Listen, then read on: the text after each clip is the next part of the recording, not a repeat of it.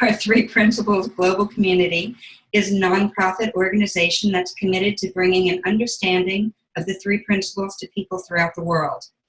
Today, we have Barbara Patterson with us. I'm really excited to hear what Barb has to say.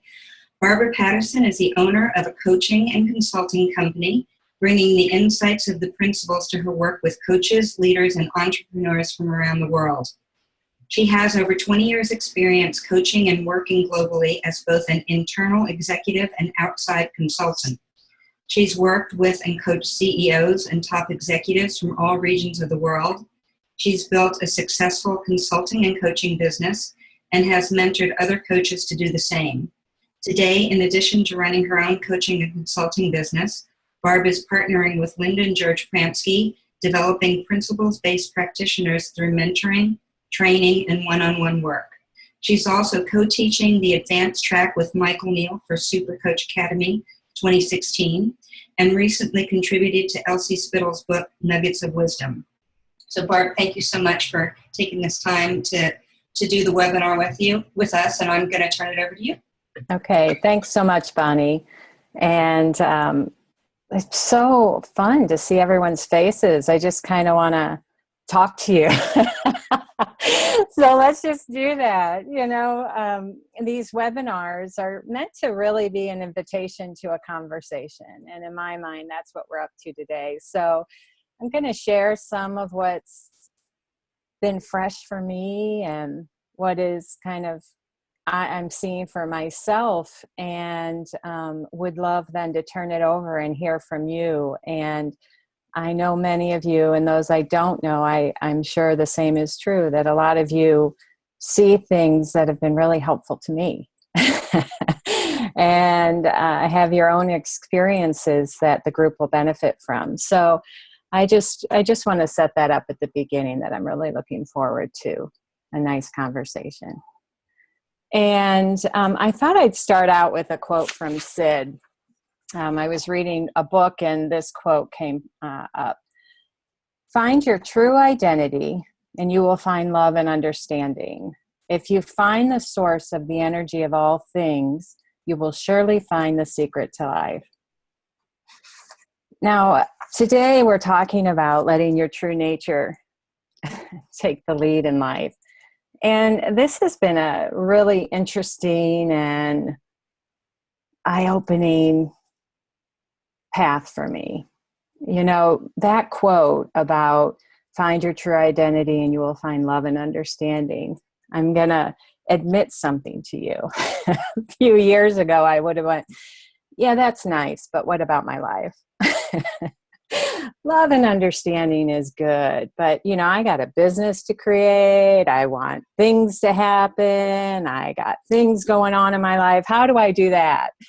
You know, I was very much like, well, what do I need to change and fix about myself so I can have the life I want? This love and understanding is good, but what's wrong with wanting what I want? And I really believe in all that.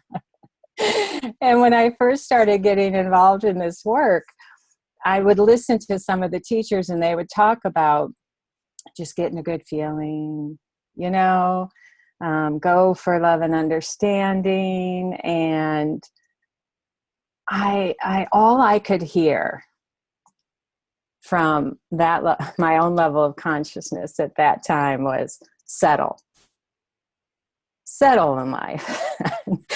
And that just sounded like a horrible idea to me. Because in my frame of reference, where I was coming from, at the time, the ground I was standing on was life was work. And I was a work in progress. And I was a project, you know, that needed managing and needed a good kick in the butt every once in a while. And if I wasn't careful, I could derail everything. You know, I really saw that I had to stay on top of it. You know, I really thought, so the ground I was standing on was, there's something to fix. It's all up to me. I got to push, because my psychology and my habits and my personality will, get in the way. But the good news is, for me anyway, I kept hearing something when I would listen to Sydney Banks materials or read his books, or I was, learning from some of the wonderful teachers. I kept hearing something that made me keep coming back. There was something inside that got struck by the idea of, what if I'm not a work in progress? What does it mean that we have innate well-being? Sure doesn't look that way to me. Sure looks like I got issues and things to resolve to have the life I want. But one of the things I realized was, in my life and in my work, doing coaching and self-development, teaching for a number of years and executive development, I really thought it was, I had this idea that there was our psychology, and then I also did see a spiritual nature to life, that there was, I kind of believed we were a part of something bigger. But they were two separate things in my world. And our psychology, when I focused on that, it was about fixing, overcoming my shortcomings. It was about personality test, and it was about getting better thinking. It was about what's wrong with me. I mean, it was very much how does the past determine who I am? It was a very, very much focused in that direction. And then my spirituality was nice, but it was this kind of elusive thing. I'd had moments of experiencing being like in the flow of the spiritual nature of life, but it didn't last. And therefore I thought I had to figure out how to find it. I was kind of then always on the search for finding it and how do I connect with it. But when I came across the understanding of the principles, in a really lovely way, it took those two paths and created one. That this understanding showed me that our psychology is a moment-to-moment experience. That our psychology our experience of ourselves comes from our thinking in the moment.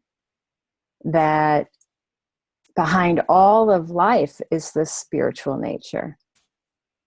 So I am constantly connected. That's constant. It's just that my thinking takes me away and makes me feel separate. So it's not true that I'm separate from this spiritual nature, what we call in the principles mind, right? That's a constant, that's all the time. But my psychology, my experience of life, it's transient. And it's up and down and all over and all around. But even that is not about fixing my personality. That our psychology is nothing more than an experience of our thinking in the moment. It's not a fixed thing. Our personalities aren't a fixed thing. It's not true that I have issues. I mean, that was huge. I was so issue-oriented. I am not kidding. I saw I had these major issues. My clients had issues. My family definitely has issues. I was seeing the world through the lens of this in a really nice and profound way, the principles and understanding the role that thought has in our moment-to-moment experience, that it's all inside out, all the time, one direction. I had all those ideas about who I was, and my personality and my issues began to fall away. And I thought to myself, if it's true, there's only, one path, that, I'm not a work in progress. What does that mean? And what I want to invite us to talk about today is this idea that I'm just calling true nature for it's my poor attempt to kind of give us somewhere a context to have a conversation around. But you may call it something else: the intelligence behind life, universal mind, the creative potential, God, whatever, the spiritual energy, whatever it is you call that, that if it's true, that everything comes from that, including me, including you, what does that mean? And I realized that I was sitting at my desk one day and working, and I had this thought: what if I got as curious about what's behind life as I was about building my business or losing weight or, whatever it might be for you? Like, what if I got as curious about that as I was about fixing myself or having a better life or, whatever was on my mind? And I was a little humbled in the moment because I really saw how little attention I was really giving it. I was still trying to, create a good life. But I took a personal journey at that time. I got on my own learning curve, and my guess is you too. And maybe this conversation will invite you to get on one if you're not.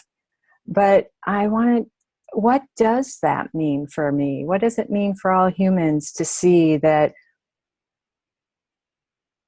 we are spiritual beings having a human experience? That there's a spiritual energy behind life that is a resource that we can't help but draw from, that we are drawing from it all the time, whether we see that or not. That it's creating and funding our lives. What are the implications? What does that mean? And what happened for me is, as I started to look more in that direction, and by the way, I invite you just in this moment and in the conversation to just get a feel for what I'm saying. Like, this was important for me, so I'll share it. But I believed we were spiritual beings. But I had no knowing or personal experience of that.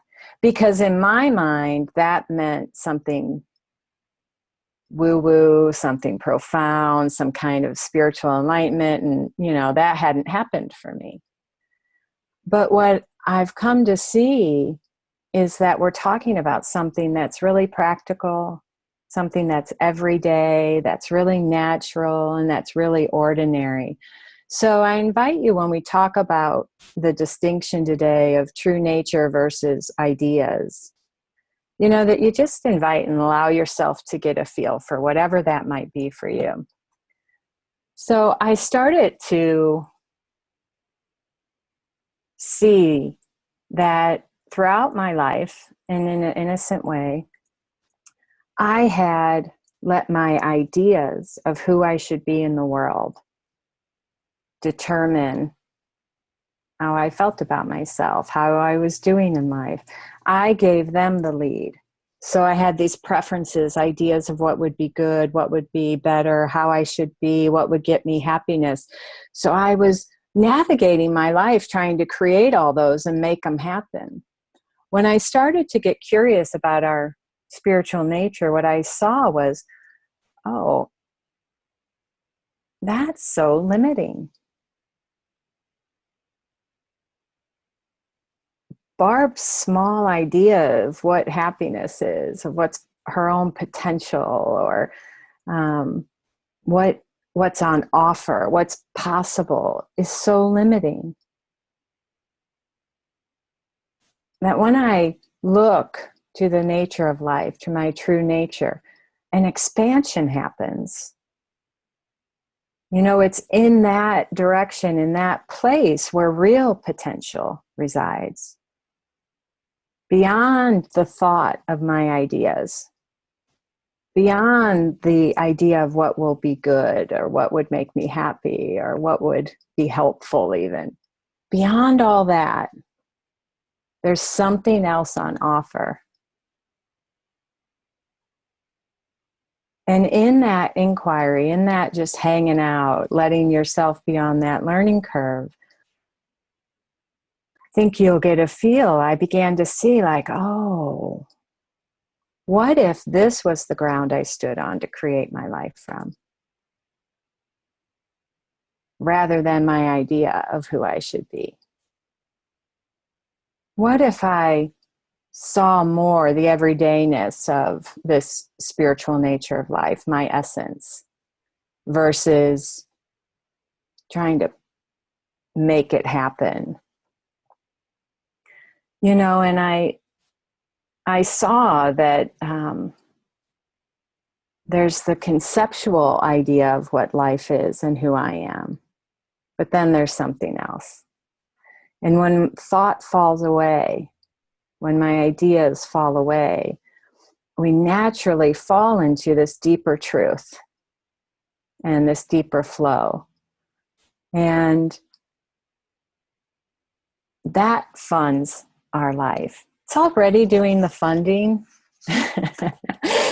I just am more aware of it now, if that makes sense, you know? And I think the offer too for me was to step into a flow of life that was less about Barb,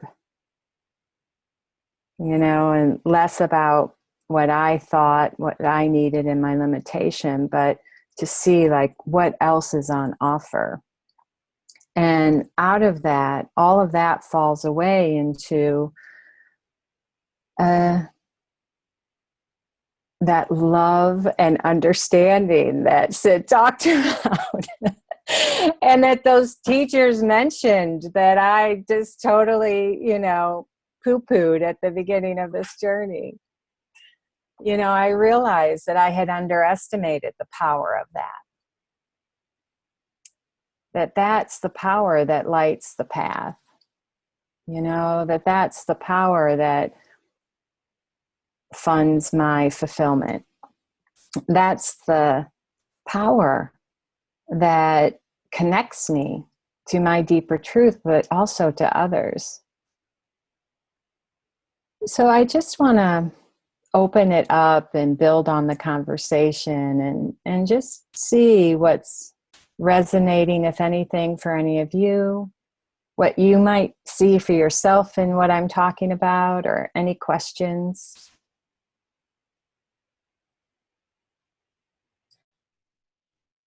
If you scroll your cursor down to the bottom left-hand corner of your screen, everyone, you can unmute yourself if you have a question. And then if you would mute yourself again after, that would be great. Hello.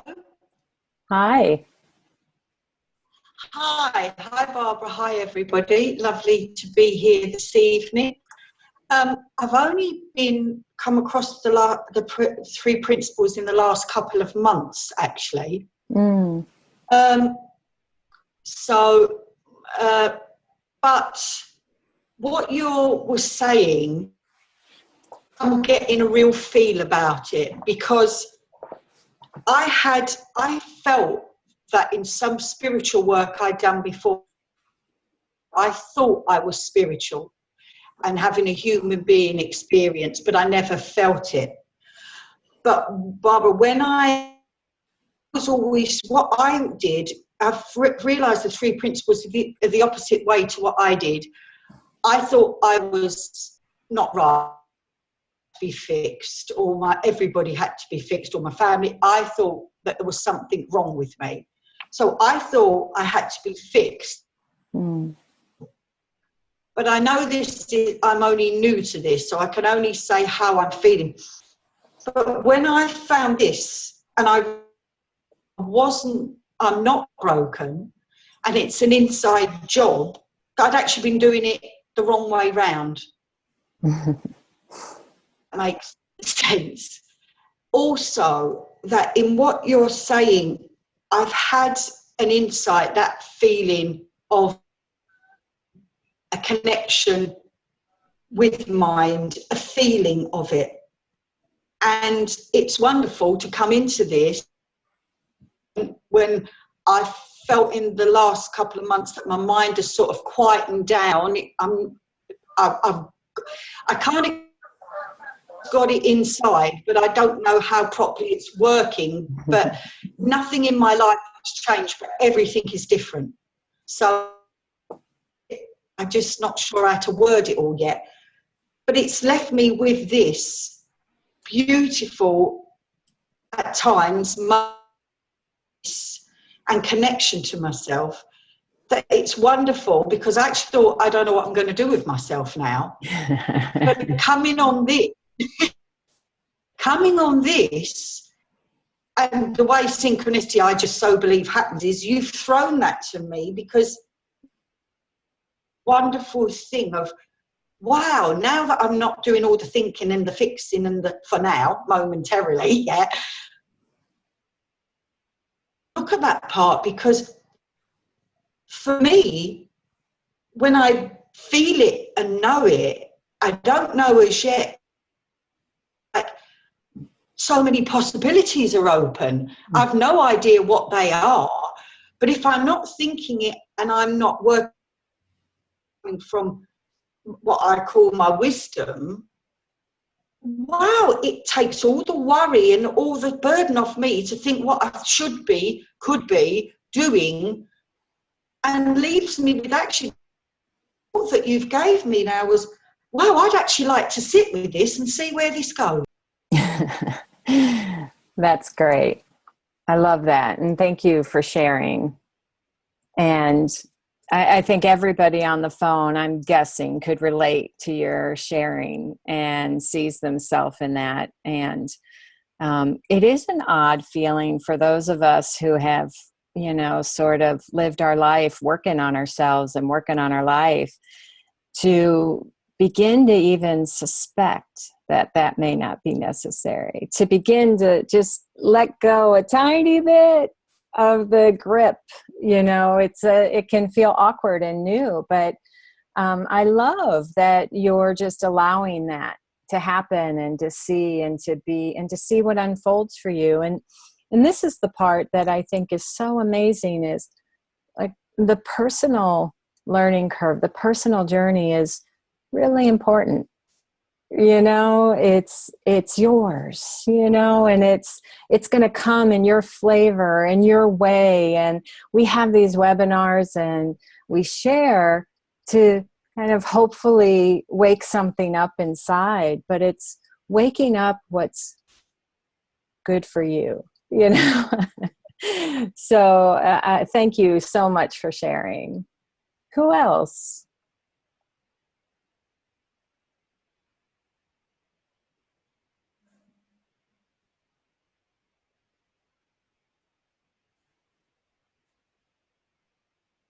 Any questions or comments, things that you see in this kind of distinction between your ideas of who you should be, your thoughts about how life should be versus your true nature?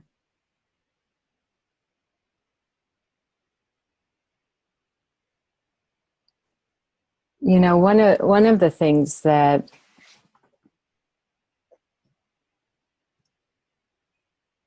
I realized was, you know, about a year ago or so, I was teaching in London, and I realized I had so much on wanting to have an impact, you know, and it came from a desire to want to make a difference, right? But I was really like, how am I doing? Is this having impact? Is it going good? How's it, you know, all that kind of stuff. And in the moment, I really saw, wow, that is all ego. Now, there's nothing wrong with that. I'm not judging that and trying to say ego bad. I'm just saying that is all about me. And in that moment, I kind of realized, like, okay, in this conversation we're having today, if true nature's taking the lead, then I see the outcome is not up to me.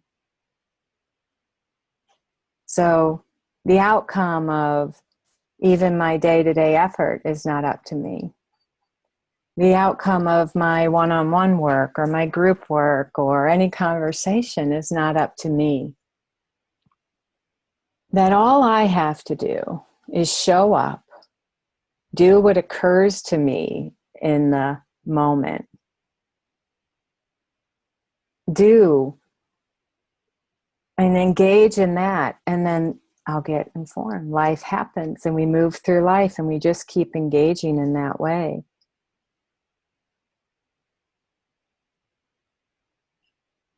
That the idea that I can control the outcome, I can control the variables, I can, is crazy. Hey, Bonnie, is there somebody, I saw a chat. Okay, I don't know if somebody had a question. No, he was saying his internet was bad, so. Okay, great. Yeah. Great, thank you. So,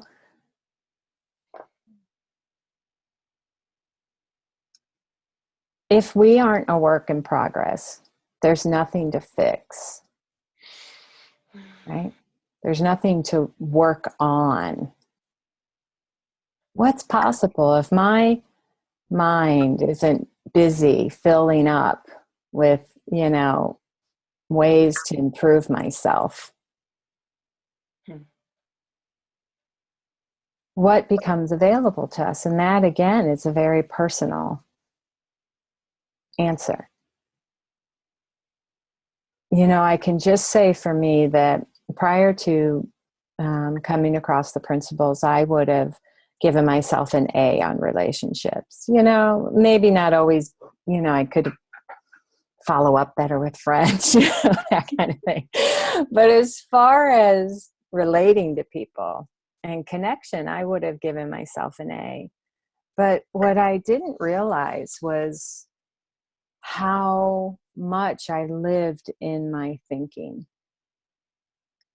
how much I related to my thinking, how much I just bought everything I thought, about me, about other people, about what was real, about what was really happening. I just lived in this world of thought and I bought it all. I didn't see it. I saw it all as a truth.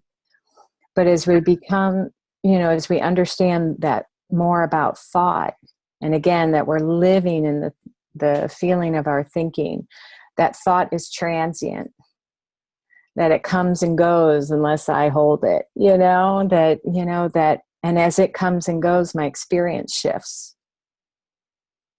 And I began to see that, I've given all the credit to this. I've given all my attention to my thinking. I was shocked. First of all, I just thought that was the truth. So once I saw, there's something else. But then I was shocked at how much time I was in my head.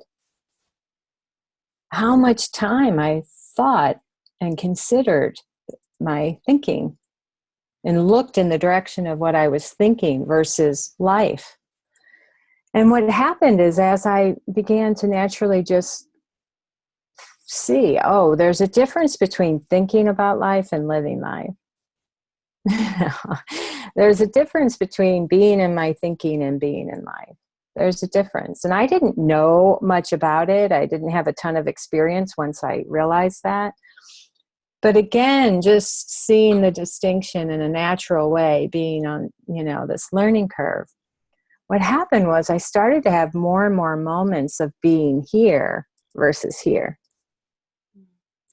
And in being here in life, right, all of a sudden I was experiencing connection at a whole new level. And I was getting filled up by life in a way I never had before. I was getting touched by life. And it wasn't, what was also interesting was a little goes a long way.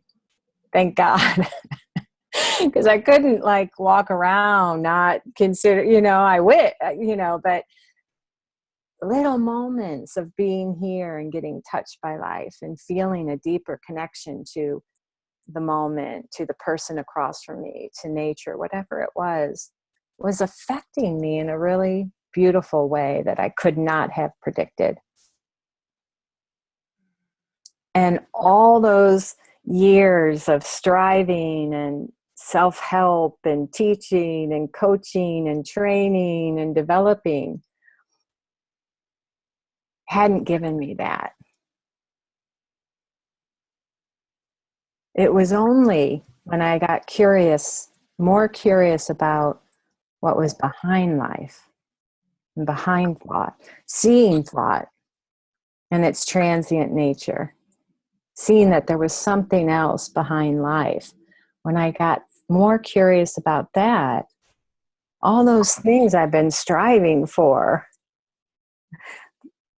all of a sudden I started to have experiences of.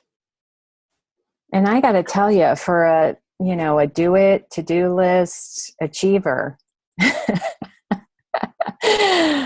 that was hard to see,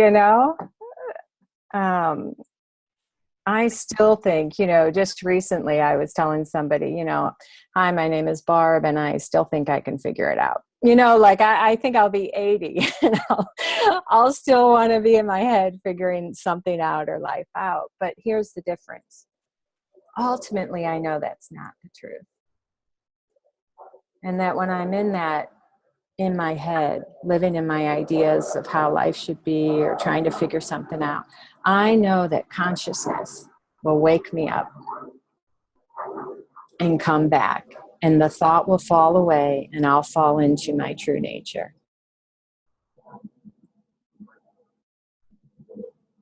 Someone did type in a question.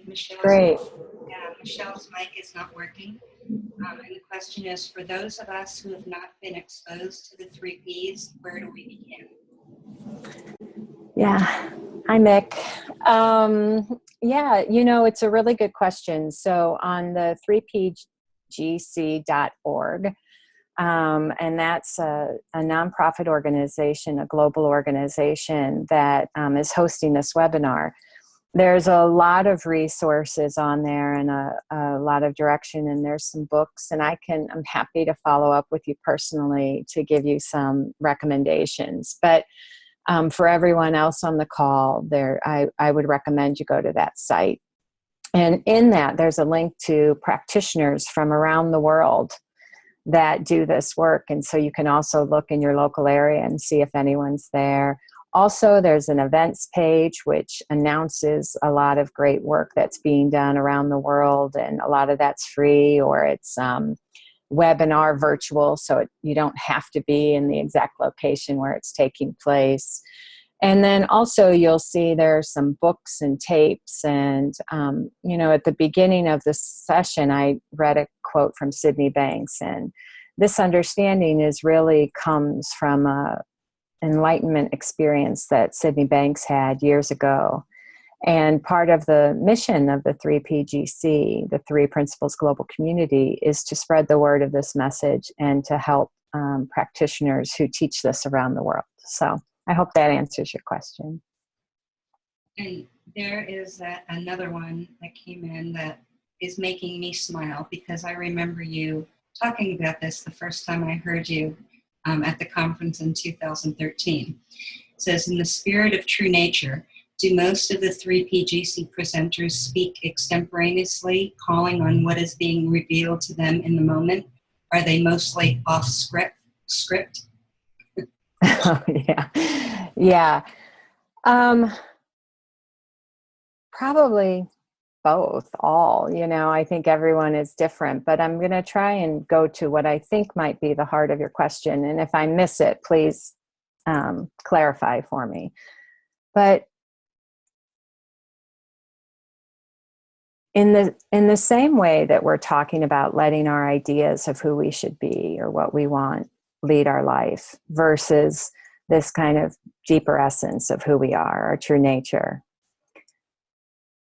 you can see that in the way we do life day to day, whether it's giving a presentation, whether it's being with a friend over, a meal, or it's doing our job or raising a family, that often we have ideas and standards that we hold ourselves to. And then we measure our progress against those standards. How am I as a mother, a father, a mate? How am I as a friend? How am I as a worker, a business owner? How am I doing? And we have these standards, and then we measure. And in my experience, more often than not, we fall short. Maybe we do good in some in our mind, but in other areas we don't. Like we're just constantly at the effect. And then as a result, because our thinking is in standards, our thinking is measuring ourselves, our thinking is evaluating, our feeling is affected by that. So we walk around more often than not in a feeling of pressure or overwhelm or dissatisfaction. I saw that my standards for myself, my ideas of how I should be and what a good woman would be, a good business owner, kind of created this low-grade hum of dissatisfaction in me. And then I was walking around in the feeling of this pressure and dissatisfaction. Now, I was still very optimistic and glass half full girl, but there was that too. And once I saw, standards are thought, issue is a thought, is a concept I made up, measuring myself against wants that I made up, I'm creating a cycle of dissatisfaction. Like I began to see the effect that I was creating inside of myself. And then what happened was, as I saw that, issues weren't real things, standards were made up, and they began to fall away. And I came into what we're talking about today around our true nature, that there's something else on offer. What happened was my feeling that I walked around in began to shift more and more. All of a sudden, I was in a feeling of hope more often. I was able to be connected in the moment because I didn't have on my mind, how's it going? What are they doing? What's going on? How am I coming across? How should they, whether I was giving a talk or being with a friend or on a hike. I mean, how many of us, I remember taking a hike one day and I took this path because it was just supposed to be amazing scenery. And about 20 minutes into it, I'm like, I haven't even noticed a tree, because I've been so engrossed in my thinking, right? That's what we're talking about, So as I had more and more moments of just kind of not buying everything that I'm thinking and just being, my feeling was affected. I was again getting filled up in a deeper level, filled up by life. So the feeling I walk around is more hopeful, more open, to maybe another way than my ideas. And the same is true, I think, in your question about presenting. Let's hope I'm I'm getting there for you. That the principles are not about a suggested way of life. You'll hear people say it's not a prescription, it's a description. Well, I didn't know what it meant for a long time. but the way I see it now is that in our sharing, for those of us that teach this, we share stories, we share insights, we share examples to help illustrate something. And sometimes it can come across like a formula or a way to live life, versus what we're ultimately trying to help you do is wake up to your own innate nature, to wake up to your own wisdom, to begin to see this understanding at play in your own life, because that's so much more leveraged for you than Barb's view of the world. And so in sharing and giving this, it's true that we might think about what we'd like to say. Like Bonnie sent me an email a few weeks ago and said, "What's your title?" I was like, "Oh," so it's not true that I just showed up, right? I did think, well, what's been true for me? What am I seeing? What would I love to be in conversation about? And then over the last few weeks, I let, ideas come to mind around that. And I sat with what might be fun to share. But see, my hope then is also to show up in the moment, less here in my head and more with you. But knowing it's not about perfection, that I'm doing both. Even right now, I'm doing both. So I hope that was helpful and got to the heart of your question. And I'd love to hear from anyone else. Again, what's resonating for you or percolating, or do you have a question, anything you'd like to share? Michelle did write a comment after you spoke. It said, "Thanks, I love what you just finished saying. So when I'm in true nature, am I still making my to-do lists?" No, I don't know what you're talking about. I don't ever do to-do lists. Yes, of course. It kind of comes back to the previous question. I still do what occurs to me to do. I still do, sometimes I make a to-do list. Again, this isn't about how a way to do it. It's not a formula. It's you do what makes sense to you, and know that even if you're struck just a little bit by something, that something's waking up inside of you, done deal. You're covered. You're on a natural learning curve. You don't have to make it happen. You don't have to get it. You don't need to practice. Again, when you look in the direction of the spiritual nature of life, you see that evolution is a given. That we have evolved throughout our whole lives without us managing it. That we grow and we learn and we see more without effort. Great. Barb, yes, Karen. I love what you're talking about when you think about having curiosity of even just love and understanding. Yeah. Because I think so many of us, we think about what other people think we should or shouldn't be doing and what we think we should be doing. I have clients many who are saying that, well, I thought I was supposed to be a coach. And then I realized that wasn't what they were supposed to do. Like, having this understanding doesn't mean that you go out and teach or mentor or write a book. Yeah. And people start thinking that's what it's all about. And I think more people get caught up in trying to figure it out, and they do too much and try too much. And there's this feeling of, I'm not doing enough. I hear that from so many people. And if you're just a parent or a neighbor or a friend, you're doing just as much as everyone else who's out there who looks like they're on the big stage. Yeah. And I think we have to stop thinking about, what are we doing right or wrong? And what are other people thinking about what we're doing? And just be curious about the love and the understanding, because that's what it's all about. As you said, that's where the power comes from that directs you. Everyone who has done amazing stuff has always been surprised by how they were moved to go in a direction they had absolutely no thought about being in, or things just came to them from out of that feeling. So I think be curious about love and understanding is a really neat way for people to start thinking of going in a direction that is other than trying to get this.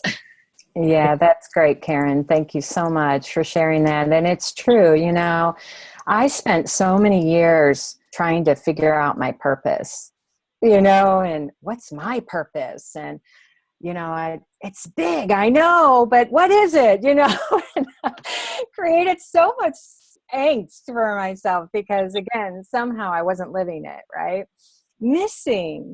Totally missing the opportunity that just by being in the love and understanding, by looking in my true nature, like everything's on purpose. And I love what you're saying too. It reminds me of, when I let my ideas of who I should be lead, then I got to drive and push. When I go to that deeper nature, intelligence inside of ourselves, I go where I'm drawn. And you'll see there's a difference between where I'm driven and where I'm drawn. And you begin to follow that and you see that it leads to something. And that's where I'm saying it's letting go of the outcome. It's true that often people get inspired and they think, oh, I got to teach it formally. I got to start a business. I got to do this. I got to do that. That's a great example of letting our ideas begin to limit our potential. Where we get stuck in an idea and all of a sudden we're missing more potential, more possibility. We're here now versus inside our nature. And what I've come to see for myself and with my clients is the more and more we just look in the direction of nature, our true nature, something really surprising and lovely unfolds for people. And they care less, me too, about what the actual form takes. Because I had totally underestimated and did not respect the idea of coming from love and understanding and being in a good feeling and connecting to that nature, what that could do for life and for people. Everyone I touch, whether it's in the grocery store or class, right? Totally clueless and underestimated that. But you begin to see again, my ideas limit. There's something else on offer. So thank you, Karen. Who else? Who else would be willing to share or has a question? Hi, I'm Siri. Hi, Siri. Hi. And then we'll do you, Denise. Okay. When I was listening to you earlier, you said that, you're not work in progress, so I'm not work in progress. And that also means that there's really no one else that is work in progress too. That's right. And that part is kind of challenging sometimes. Like even this thing about wanting to share the 3 principles, that means that I'm basically seeing people as work in progress. Yeah. And also when I meet people that upsets me, I get annoyed, I get angry with them. I just like, oh, why do you have to do it like that, And that also means like I'm basically wanting to change the other person for me to feel better. And I just think that if I gotta let go all that, there's like, everything's okay then. There's nothing that has to be changed. Everything is basically okay. And that's where usually it comes in like, we have to develop. We have to go to a purpose. We have to have a goal. We have to do something. I was like, and I just have this dilemma with it. Sometimes I feel like there has to be somewhere, you have to go somewhere kind of thing. And other times it just feels like they're so peaceful to not have to go anywhere. Everything is actually okay. I don't have to fix anyone. I don't have to, even if they're doing stupid things, I don't have to be upset. I don't have to go. I can be upset, but I don't have to, It's just like, but there's nothing I really need to do about it. And it's really earlier today when you talked about it, I just got this really peaceful feeling about it. And then sometimes it comes back and it's like, oh, I had to do something. Yeah. Like this life is very often not served as we like it to be served to us somehow. And we want to change things. But I don't know if you have any reflections about this thing about, it's like wanting to have this development, wanting to have this goal kind of thing. Yeah, well, first of all, me too. And I totally get it. And, I still have thoughts at times that there's something to do inside of me. There's something to fix. So just feel a need to share with everybody again that this is my learning curve. This is a personal journey for me too. And I can just share, what the way I see it. But when I heard teachers or just opened up to the idea that we have innate well-being, that there's nothing to fix, that struck me. I could argue it because I had a lot of evidence about how that's not true about me and many other people. But something struck me, and I decided that I was going to follow that versus my evidence that that's crazy. Because that deeper spark inside of me just kept calling to me, like, what if that's true?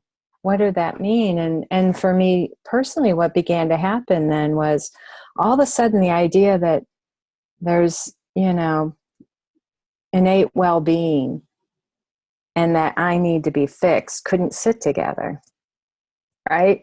They didn't make sense together. So I would catch myself in thought about needing to fix something, or that if only this were different, I would be happier. And I'd realize, oh, that has to be thought too. Oh, ideas are thought. Beliefs are thought. What if that's just a random thought I've been buying? Oh, so again, they were less compelling. Now, what I realized was I kind of had, let's say this end of the spectrum is an erratic thought that I don't give any credit to. And then this side is a real problem and a real issue, right? What I began to see is the only thing that ever happened is my thoughts were anywhere on this continuum. And sometimes I had thoughts that I ignore. Sometimes I'd have thoughts that like, a glitch, right? But not really too bad. And then I had these, oh no, these are real. And these are issues and problems that have to be solved. But this understanding shows us that, ultimately, all that I'm up against is, in a moment, something looks real. That's it. But I know underneath that experience I'm having moment to moment is a deeper knowing of my innate well-being. And that all humans have innate well-being. And there's a spiritual nature that is funding all of life. So I can have my crazy experiences, my irritation with people, my, dissatisfaction with myself. I can have all that. But what's interesting is it's not as, there's a cushion, or it's not as gripping to me because I got curious and looked more for evidence of my spiritual nature. I now have that to stand on. That certainty now I'm standing on. So I ride those waves very differently. And underneath this is a knowing that something else is at play, that I'm just caught up in a moment-to-moment experience. So, thank you. Denise, did you want to? Yeah, that was beautiful, Barb. I really, really enjoyed that. And I'm loving this chat. And in actual fact, I came across another seed quote. I don't know if you want me to read it, but it really points to what you're talking about. Sure. So you can kind of read it, because it's really opportune this week. And then this webinar came up and I'm like, oh, that is so cute. It says, it is not the power of the word or the determination of the might, but the deep and silent workings of our minds which bring the inner self and the outer self together into harmony. And I guess what I've heard you talk about in this session, Barb, is very much the dance between our psychological and our spiritual, and the fact that there isn't really one or the other. It's all one being. And that we can move gracefully between what it is that goes on here as our ideas and our beliefs, and what it is we're actually made of. And I suppose the word that came out for me was, and I've been really feeling this recently, is, wow, what a relief. That it's not on me at all. And if the noise just quietens down for a little bit longer, or it just quietens down enough that I can actually get in alignment with my true nature. And I think you said beautifully, I loved the power that fuels my fulfillment, you said. And I'm like, yeah, that's it. That's beautiful, because it really speaks to us just living the energy of life and allowing that just to be with nothing else on it. It's beautiful. Thank you so much for your session. Yeah, thanks, Denise. And thank you for sharing that quote. It's beautiful. Perfect. We have a few minutes. Oh, yes, please. I was listening to Sydney Banksford and something occurred to me in a different way that it did before, or maybe make it clear. And that was that wisdom frees us. That's it. I mean, wisdom can appear normally in the form of an insight, but I think it speaks about all the things that you talk and some other people talk, because we believe in something, and as a result of this belief, we think we have to do something about it. And then suddenly it occurs to us that actually we don't, because whatever we wanted to do to improve ourselves or to achieve something, we wanted to do it because we thought we need to, we'll become happier if we do it, which is of course not true. Mm-hmm. Mm-hmm.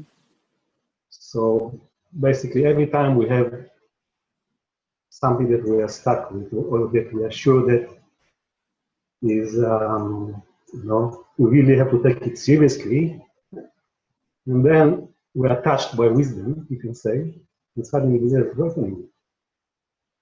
Is that really serious? And I think the lady that spoke in the first time says, okay, so what do I do now? Because actually, there's nothing that we have to do. Mm. We can just do whatever we feel like, whatever occurs to us to do at the moment, like you said. Mm-hmm. Yeah, thank you. Thank you for sharing that. And it makes me want to highlight, something that we are in the world playing the game of life, and we're creating all the time in every moment. And we have lives and families and friends and jobs or businesses, whatever it is. And so this invitation of looking at your true nature versus your ideas doesn't mean you have to give up and stop doing what you're doing, or having your preferences, or that life suddenly becomes, this Zen-like experience. It's very much an engagement. And it's just, again, coming back to it's where you're coming from, the ground you're standing on. And what experience of my life, what am I creating when I'm letting my ideas of who I should be versus my nature lead? And kind of tuning into that for yourself, what you're going to discover, and what's been true for me is, if I focus on the next right move, I have a knowing.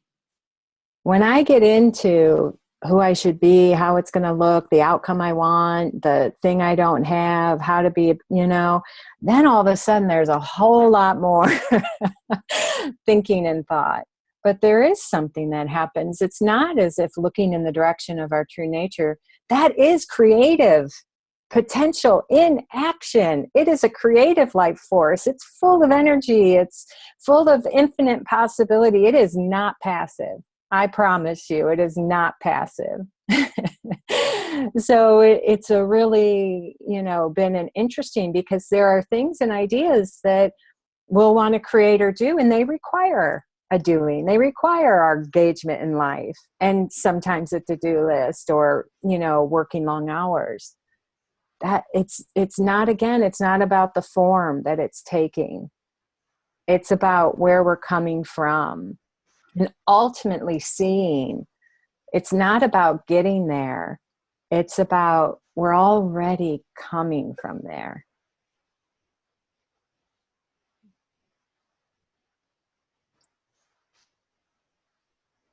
Well, I know we're at the end of our time. Are you able to take one more? Yeah, of course. Francesco, I unmuted you.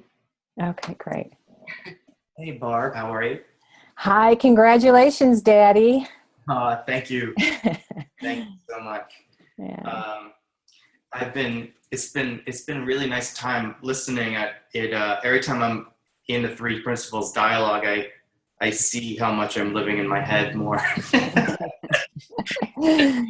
Yeah. and it's nice to get a little quiet, more quiet. But one of the things that, this dialogue brought up for me was the relationship between what you're talking about and our learning curve and the learning curve. Like in my legal practice, which I've been running this practice for a few years, and it's been a learning curve. It's been a learning process of figuring out how to run a business, let's say. And I work with entrepreneurs who have an idea, and they're kind of like, a lot of times they're just at the beginning of their journey of creating a new company, and and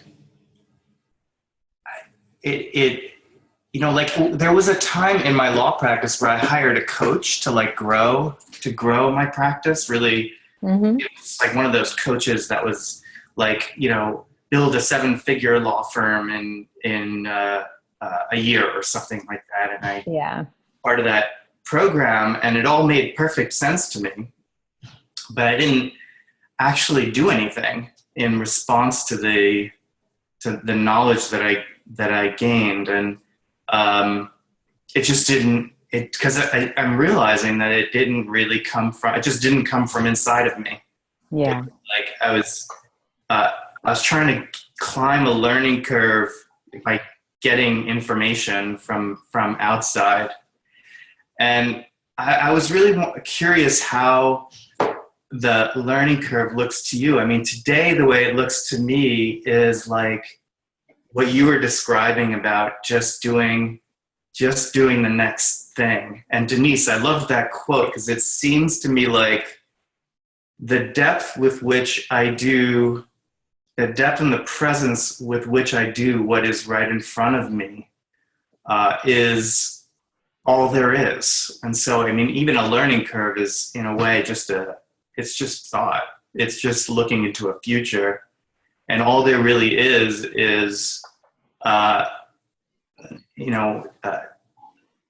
being present with what's next in my work and in my creative life. And there's always something that's next, because this creative intelligence we're plugged into is just it's just boundless, and it just keeps going.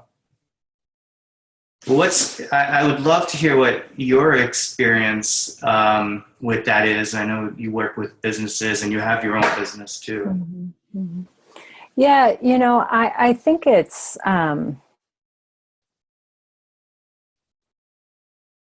my experience of it is different all the time. I'm going to share an Aaron Turner story because I think it applies, and it was really helpful to me.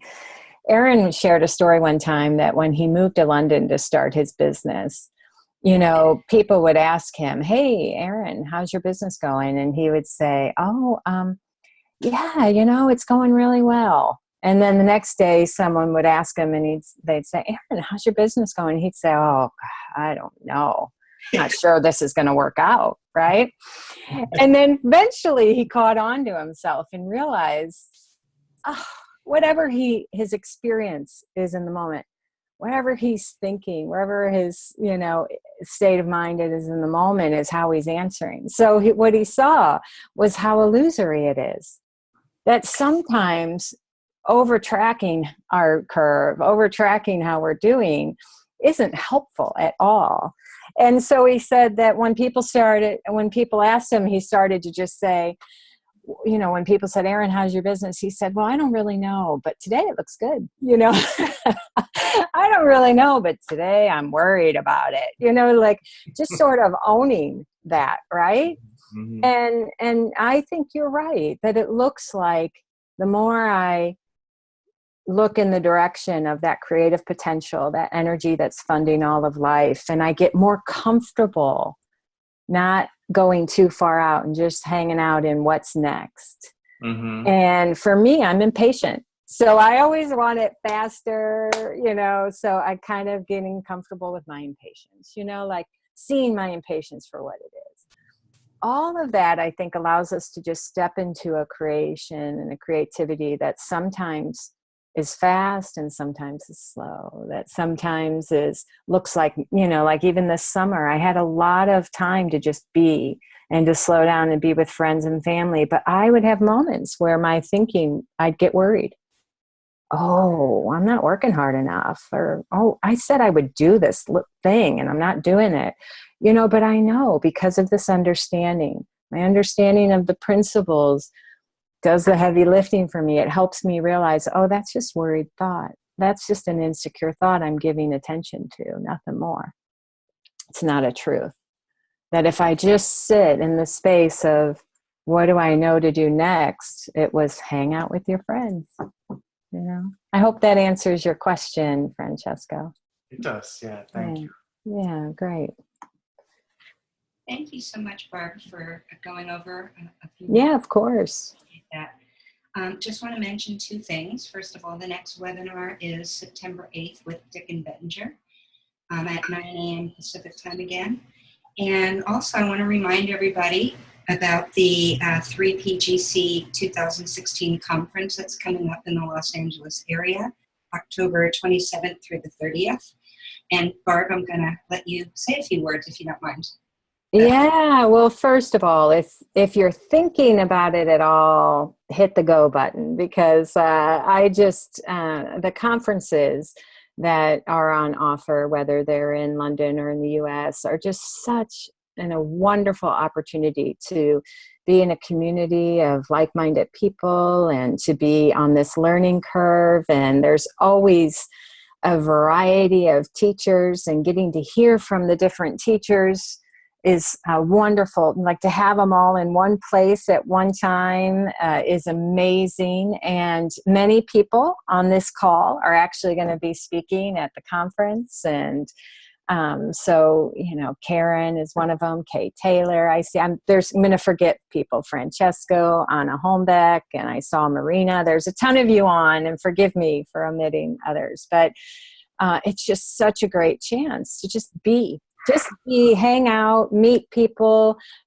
learn more, see more for yourself, and then take it away with you. And also, it's just, to hang out for that period of time is just a gift. And I can't say enough about it. And every time I go, whether, to any of them, I walk away so grateful that I did. So, yes. And it's virtual. If you just can't make it in person, it's offered virtually as well. Thanks for that, Barb. Yeah. Okay, well, thanks everyone for joining us, and hope to see you next time. Yeah. Thank you so much for coming today. I'm so grateful to all of you. Take care. Thank you. Thanks, Barb. Bye-bye.